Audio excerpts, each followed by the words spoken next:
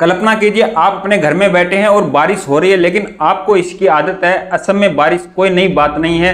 बरसात हर साल आती है, नदियां हर साल बढ़ती हैं और लोग हर साल सावधान रहते हैं। लेकिन इस बार कुछ अलग था। शाम के समय पानी अचानक घर के आंगन में घुसा और कुछ ही देर घुटनों तक पहुंचा और फिर कमर तक। देखते ही देखते वह पानी छाती तक आ गया और जहां वर्षों से बाढ़ नहीं पहुंची, लोगों ने अपना सामान बचाने की कोशिश की और बच्चों को ऊंची जगह पर बैठाया और कुछ परिवार पड़ोसियों के घर पहुंचे, लेकिन वहां भी पानी भरने लगा। कई लोगों ने पूरी रात पेड़ों, छतों और अस्थायी प्लेटफॉर्म पर गुजारी।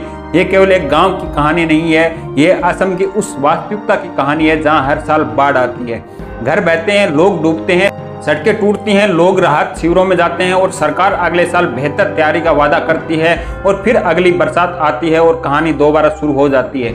सवाल यह है, क्या असम की बाढ़ केवल एक प्राकृतिक आपदा है?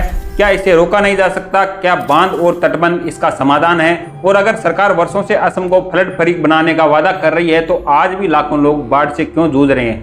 इस वीडियो में हम समझेंगे असम हर साल क्यों डूबता है और ब्रह्मपुत्र की गाद इस संकट को कैसे बढ़ाती है। 1950 का भूकंप क्यों महत्वपूर्ण है और तटबंध बार बार क्यों टूटते हैं और असम को वास्तव में किस तरह की नीति की आवश्यकता है। जुलाई 2026 में असम में कई जिलों में बाढ़ की स्थिति गंभीर हो गई, जैसे शिवसागर और चराईदेव और जोरहाट जैसे जिलों में विशेष रूप से प्रभावित रहे। उपलब्ध रिपोर्टों के अनुसार जुलाई के अंतिम सप्ताह तक कई लाखों लोग बाढ़ से प्रभावित थे। मौतों की संख्या भी लगातार बढ़ रही थी, लेकिन आंकड़े पूरी कहानी नहीं बताते। ये एक संख्या कहती है कि लाखों लोग प्रभावित हुए, दूसरी संख्या बताती है कि सैकड़ों गांव पानी में डूब गए। लेकिन इन संख्या के पीछे असली कहानी क्या है?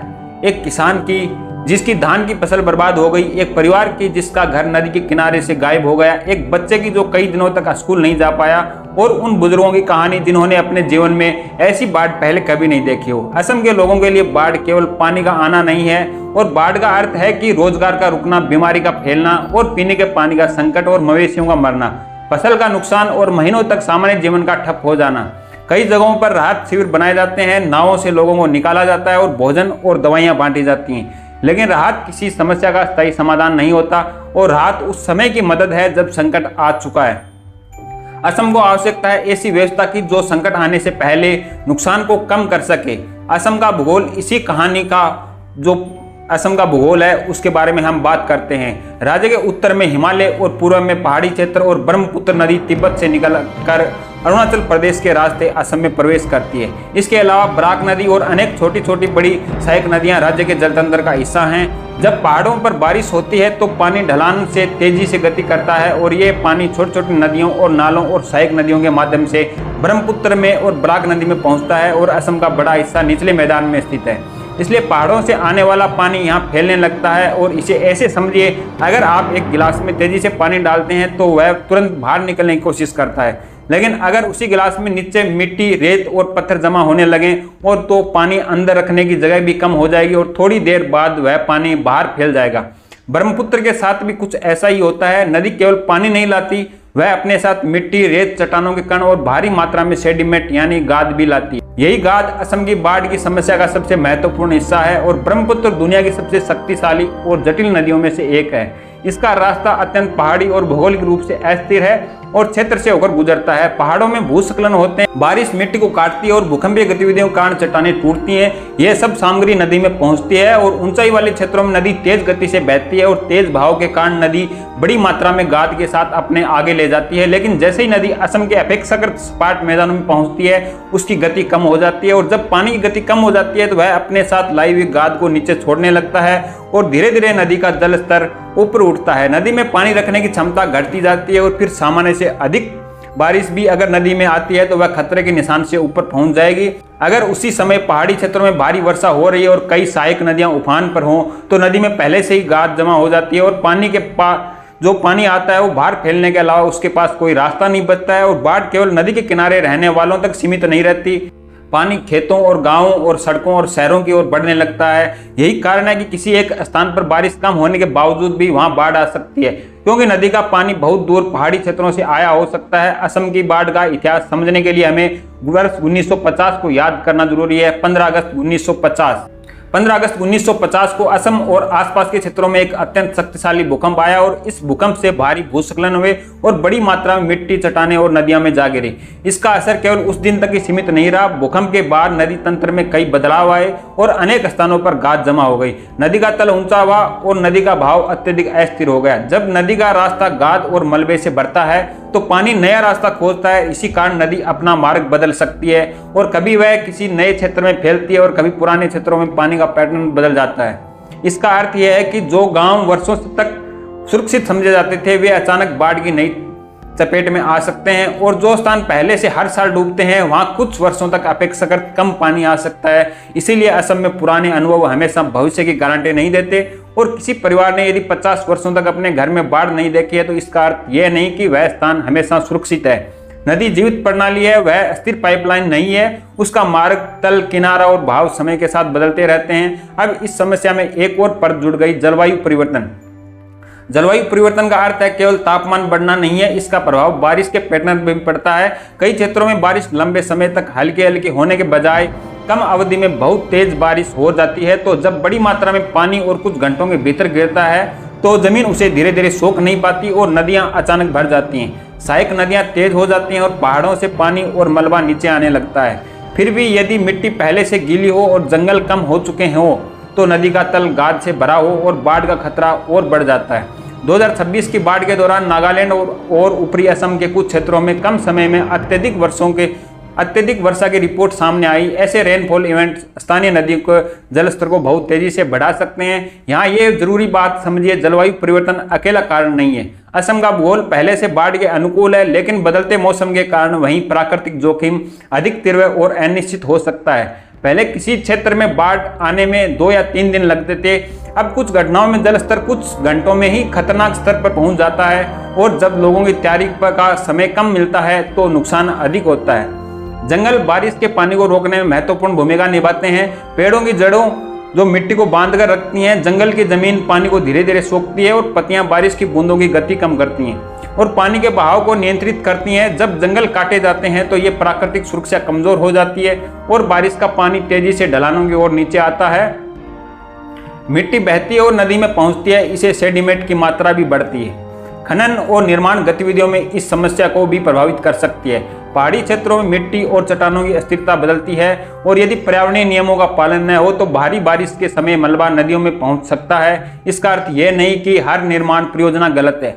सड़कें, पुल, बिजली और उद्योग भी विकास के लिए आवश्यक हैं, लेकिन विकास का तरीका महत्वपूर्ण है।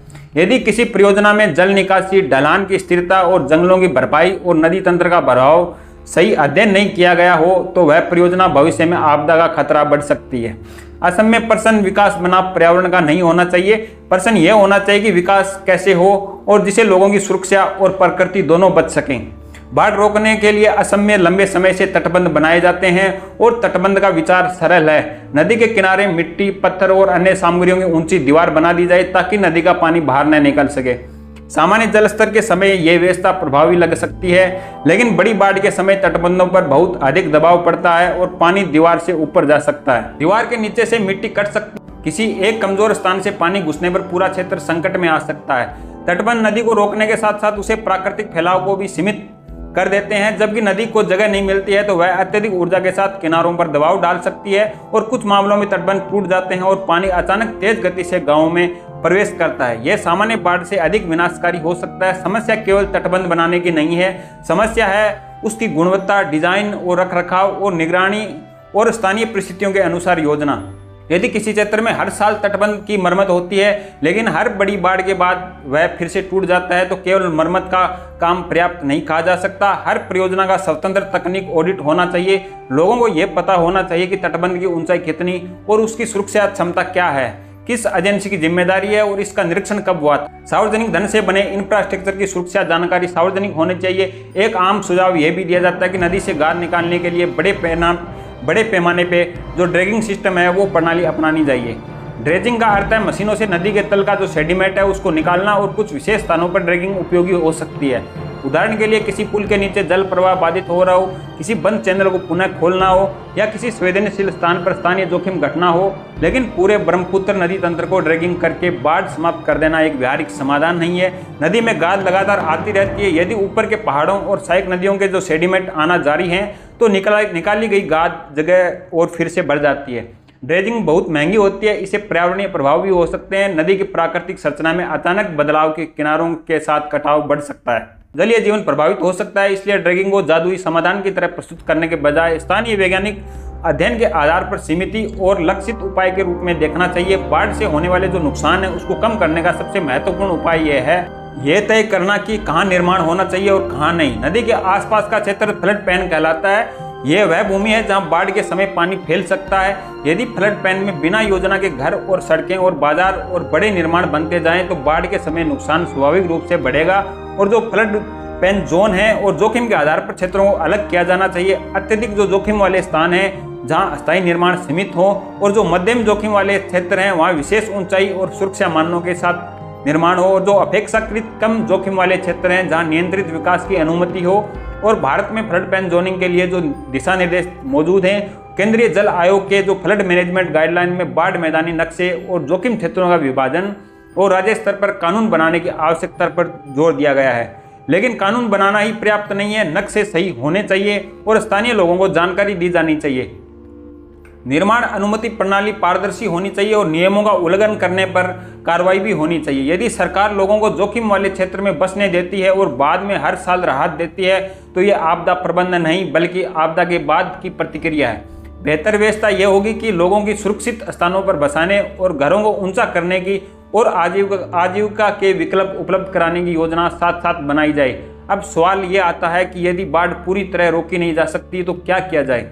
इसका बाढ़ के साथ सुरक्षित रूप से जीना, इसका अर्थ हार नहीं मानना। इसका अर्थ है कि हम नदी की प्रकृति को स्वीकार करते हैं और नुकसान को कम करने की योजना बनाएं। सबसे पहले घरों का निर्माण ऊंचे प्लेटफॉर्म पर किया जा सकता है। जहां संभव हो घरों में ऊंची नींव, सुरक्षित सीढ़ियां और छत तक पहुंचने की व्यवस्था होनी चाहिए। हर गांव में ऊंचे सामुदायिक प्लेटफॉर्म होने चाहिए जहां बाढ़ के समय लोग, पशु और पीने का पानी और आवश्यक सामग्री सुरक्षित हो।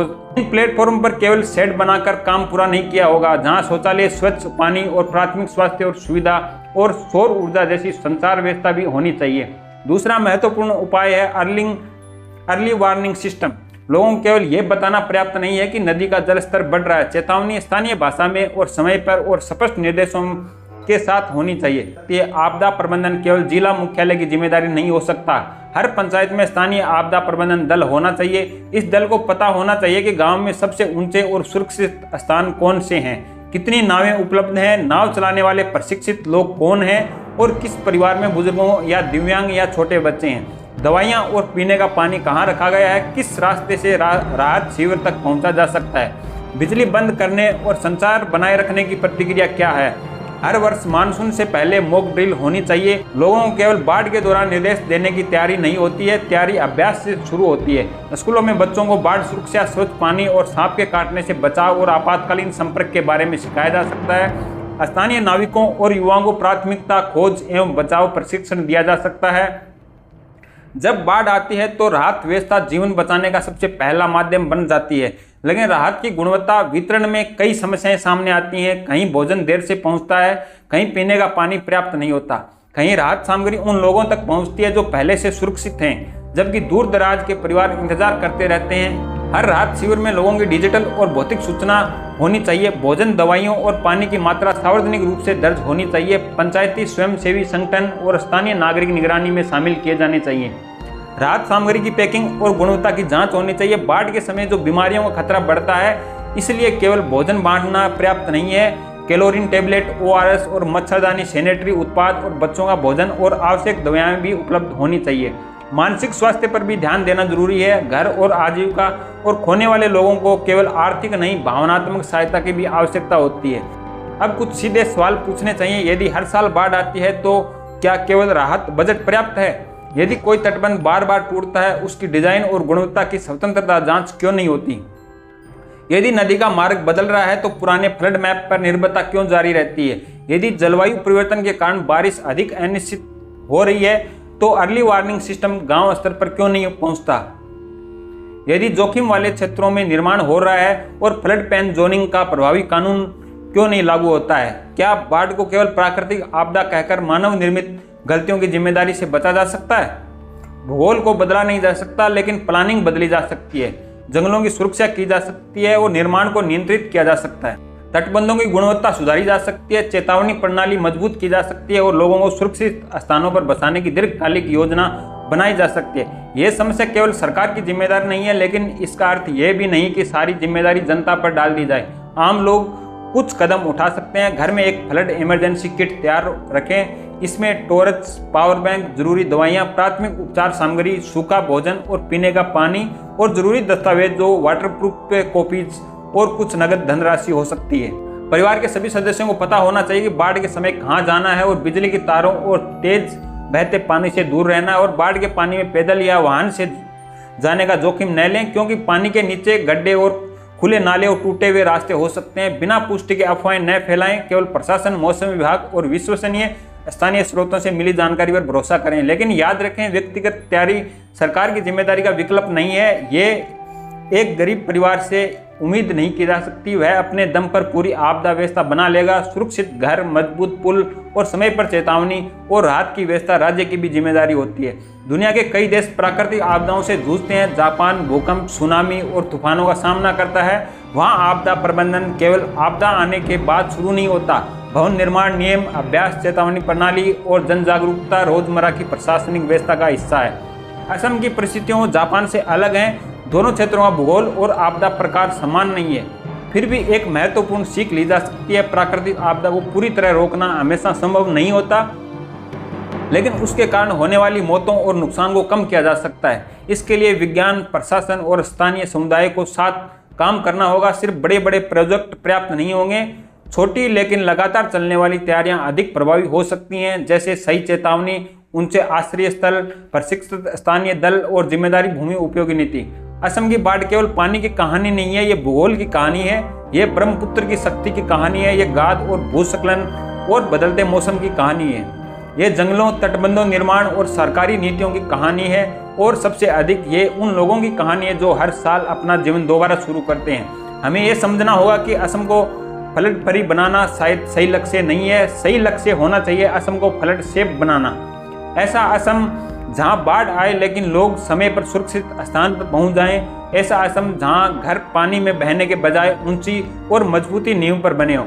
ऐसा असम जहां राहत केवल घोषणा न हो बल्कि सही समय पर सही व्यक्ति तक पहुंचे। ऐसा असम जहां नदी को दुश्मन नहीं बल्कि प्राकृतिक की शक्ति प्रणाली समझकर उसके साथ योजना बनाई जाए, क्योंकि नदी को आदेश देकर नहीं रोका जा सकता, लेकिन विज्ञान और ईमानदार प्रशासन और सामुदायिक तैयारियां से उसके नुकसान को बहुत हद तक कम किया जा सकता है। अगर ये वीडियो आपको उपयोगी लगा है तो इसे उन लोगों तक जरूर पहुंचाएं जो बाढ़ प्रभावित क्षेत्रों में रहते हैं। कमेंट में बताइए आपके क्षेत्र में बाढ़ या जल भराव की सबसे बड़ी समस्या क्या है। अगली बार जब हम किसी प्राकृतिक आपदा की खबरें देखें तो केवल ये न पूछें कि कितना नुकसान हुआ है।